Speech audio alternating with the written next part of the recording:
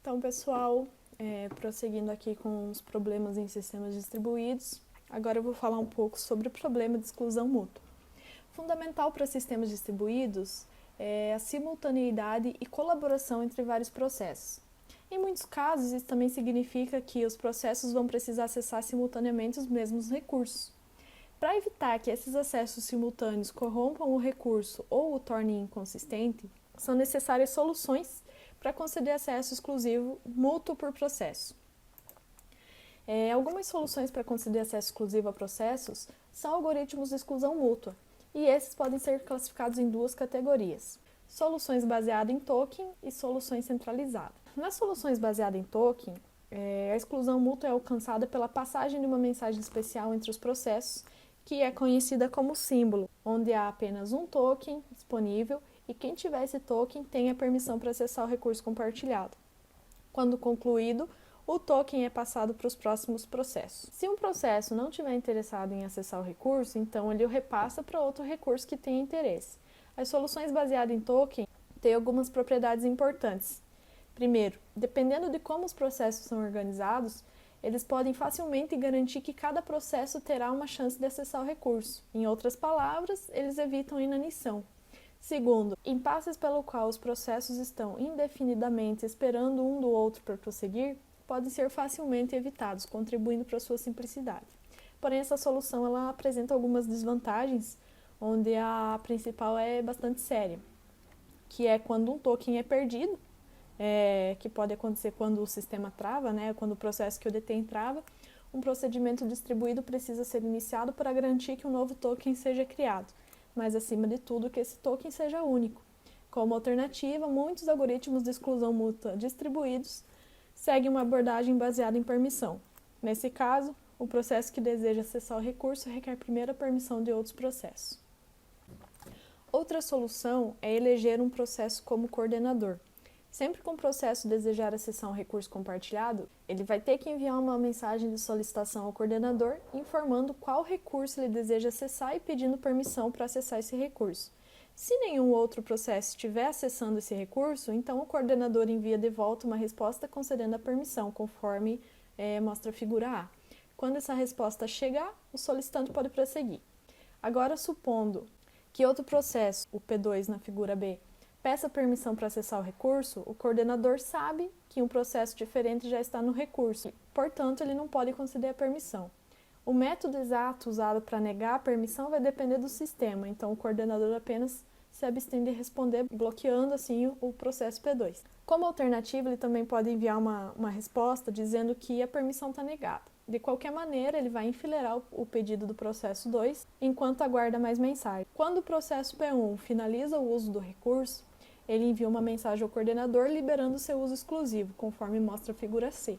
Então, o coordenador tira o primeiro item da fila de solicitação adiada e envia a esse processo uma mensagem de concessão. Se o processo ainda está bloqueado, ele desbloqueia e acessa o recurso. Essa abordagem é eficiente, mas ela também apresenta algumas deficiências. O coordenador é um ponto único de falha, então se ele travar, todo o sistema pode cair. Se os processos normalmente bloqueiam após fazer uma solicitação, eles não vão conseguir distinguir um coordenador morto de uma permissão negada, pois em ambos os casos nenhuma mensagem é retornada. Então, além disso, em sistemas grandes, um único coordenador pode se tornar um gargalo de desempenho. Inspirado em uma solução de Lamport que utiliza os relógios de Lamport, o algoritmo distribuído para a exclusão mútua utiliza uma solução que requer uma ordenação total de todos os eventos do sistema, ou seja, para qualquer par de eventos, como mensagens, deve ser inequívoco qual deles realmente aconteceu primeiro. Então, quando um processo deseja acessar um recurso compartilhado, ele constrói uma mensagem que contém o nome do recurso, o seu processo, o número e a hora atual. Em seguida, ele envia essa mensagem para todos os processos, incluindo-se conceitualmente. O envio dessa mensagem é considerado confiável, ou seja, nenhuma mensagem é perdida. Quando um processo recebe uma mensagem de solicitação de outro processo, a ação que ele executa vai depender do seu próprio estado em relação ao recurso nomeado na mensagem. Então, 3 casos diferentes devem ser distinguidos. Se o receptor não estiver acessando o recurso e não quiser acessá-lo, ele envia um OK para o remetente. Se o receptor já tem acesso ao recurso, ele simplesmente não responde, em vez disso ele enfileira o pedido. E se o destinatário também deseja acessar o recurso, mas ainda não o fez, ele compara o carimbo data-hora da mensagem recebida com aquele contido na mensagem enviada a todos. O mais baixo vai vencer. Se a mensagem recebida tiver carimbo de data-hora mais baixo, o receptor envia de volta um OK. Se a sua própria mensagem tiver um carimbo data-hora inferior, o receptor enfileira a solicitação de entrada e não envia nada. Depois de enviar a solicitação pedindo permissão, um processo espera até que todos os demais deem a permissão. Assim que todas as permissões estiverem ativadas, ele consegue prosseguir e acessar o recurso. Quando terminar, ele envia um OK para todos os processos da sua fila e exclui todos eles da fila. Se não houver conflito, funciona normalmente. Porém, suponha que dois processos tentem acessar o recurso simultaneamente, conforme mostrado na figura A.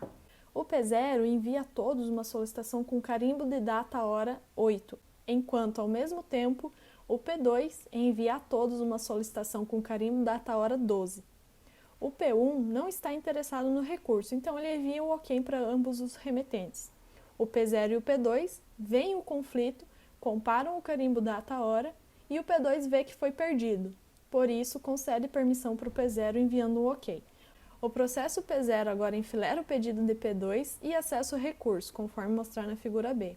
Quando é concluído, ele remove a solicitação de P2 a partir da sua fila e envia um OK para P2, permitindo que o último vá em frente, conforme mostrar na figura C.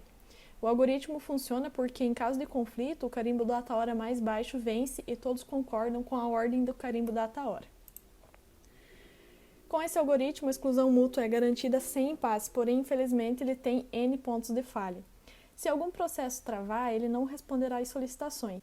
Esse silêncio será interpretado como negação de permissão, bloqueando todas as tentativas subsequentes de todos os processos de entrar em qualquer uma das suas respectivas regiões críticas.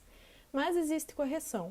Quando uma solicitação chega, o receptor sempre envia uma resposta, concedendo ou negando a permissão.